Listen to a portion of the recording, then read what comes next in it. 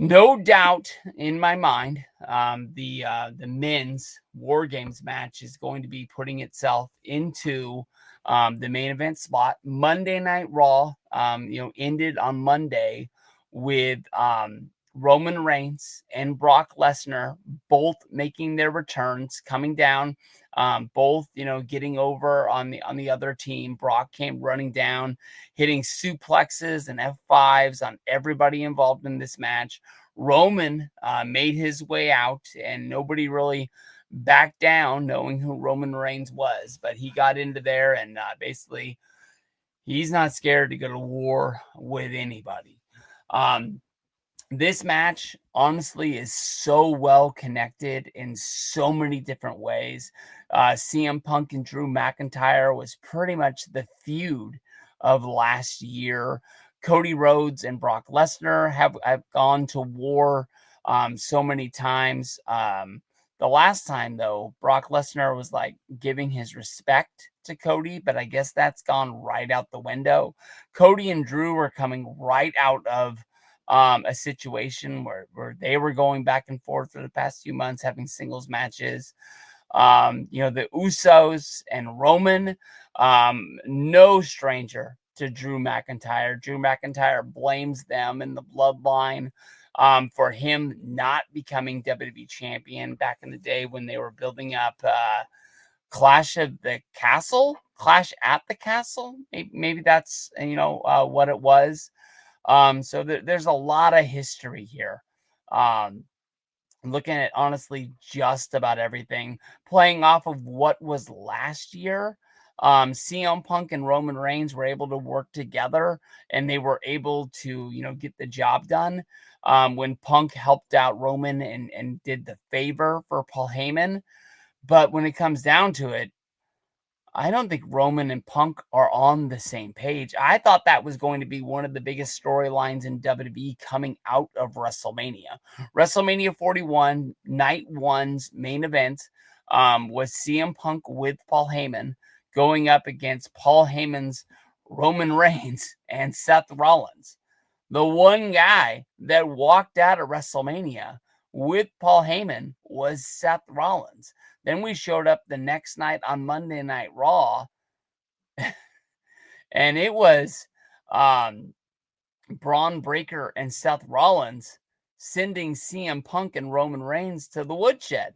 They beat him so bad that Roman disappeared and never really came back. I thought one of the biggest storylines coming out of WrestleMania was going to be Punk and Roman having to find a way to work together to overcome the odds of what the vision were. But instead, Roman Reigns just packed his bags, went home, and said, hey, you know what? I'll come back around SummerSlam time, and we won't even talk about the fact that Seth Rollins stole Paul Heyman from me. I just want to work together with Jey Uso, and I'm going to go up against Braun Breaker and Bronson Reed. Make sure you check out SmackDown. This week, Bronson Reed is going to be in a match against Carmelo Hayes. And we're going to have to see if things pile over from War Games into that match, making sure that Bronson Reed doesn't get the win there.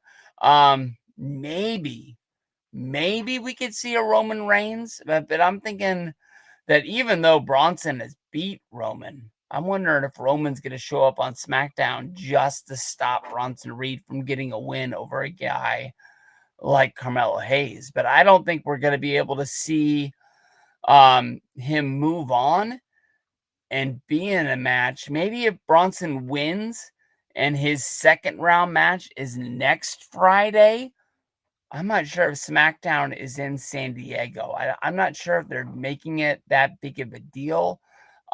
Where everything is going to be in that city, but maybe Roman stops Bronson from being there. But I think something is going to go down on SmackDown this week. So I am honestly really looking forward to this. I'm really looking forward to the whole show. More than likely, one more match is going to be added. Honestly, when it comes to SmackDown versus Raw, I honestly hope that the match is going to be I just bit my tongue. What the heck was that?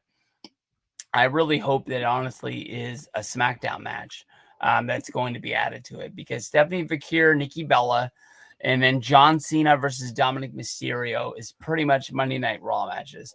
The War Games matches are mixes of SmackDown versus Raw talent, but one of my biggest problems with the Carmelo Hayes versus Miz feud that seems like it's been going on forever, with them breaking up as Miz being his mentor and tag team partner, is that I can't think of a Carmelo Hayes versus Miz match ever happening. And if it was like old school WWE Network or old school Peacock, ever since they went to this like 5 match rundown for the PLEs, they do make them very fun. And it seems like it's a lot less work to watch them. But I don't know. It just seems like a lot of matches and a lot of feuds just kind of get like, oh, that's enough. We're just moving on to the next one.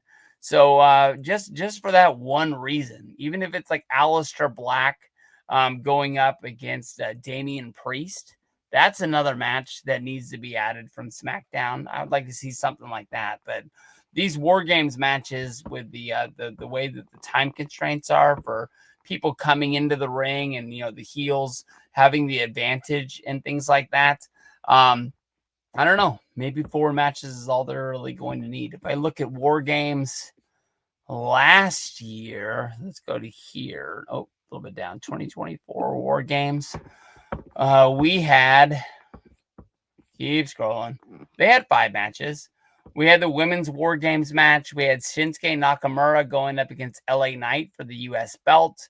Braun Breaker against Sheamus and Ludwig Kaiser for the Intercontinental title. Gunther versus Damian Priest for the heavyweight belt. And then we had the men's War Games to end it all. So, yeah, I think we're looking at one more match to be named here. I'll tell you the truth. Looking into the future, I don't see me doing another live stream. Honestly, to tell you the truth, I don't think there's a chance in hell that I don't do at least a video about every match in War Games, even if it's only just like one a day, to get us to the point of War Games.